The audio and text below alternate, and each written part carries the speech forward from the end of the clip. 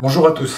Alors aujourd'hui on va répondre à la question qui est de savoir à quel moment faut-il relire son mémoire. Alors c'est aussi une question organisationnelle qui est intéressante. Le but c'est d'optimiser en fait votre temps de travail, vos ressources, votre énergie en matière de relecture. Alors chez nous, chez Expert Mémoire, quand on est amené à intervenir de manière rédactionnelle sur un mémoire, on va pas multiplier les relectures. On va procéder en règle générale à la relecture à la fin lorsque le mémoire est terminé. Lorsque le fond est approuvé, à ce moment-là on s'occupe de la forme. Pourquoi? Parce que la forme est évolutive tant que le fond n'est pas fixé, n'est pas validé.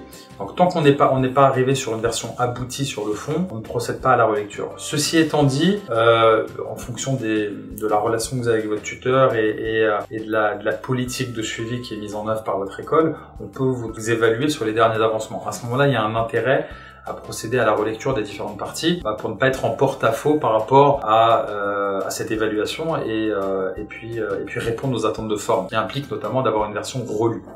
Donc à ce moment-là, effectivement, vous allez procéder à des relectures régulières par paragraphe par exemple, ce qui va vous permettre de vous assurer que le document est absolument exempt de faute. Ça se fait en général assez rapidement. En 1 heure, on peut avoir déjà une bonne lecture d'un mémoire et aussi de vérifier le fond, la cohérence des parties. Donc ça vous permet aussi de faire ces vérifications de fond. Mais d'une manière générale, ce que moi je vous conseille pour travailler de manière efficiente, c'est de procéder à la relecture lorsque vous avez terminé le mémoire et de travailler sur des brouillons. Et lorsque vous avez un brouillon qui est déjà plus ou moins abouti, à ce moment-là, vous procédez à la relecture. Puisque si vous relisez à chaque fois sur les différentes parties et que vous allez réécrire certaines parties, vous allez vous relire à plusieurs reprises sur des parties qui vont être évolutives.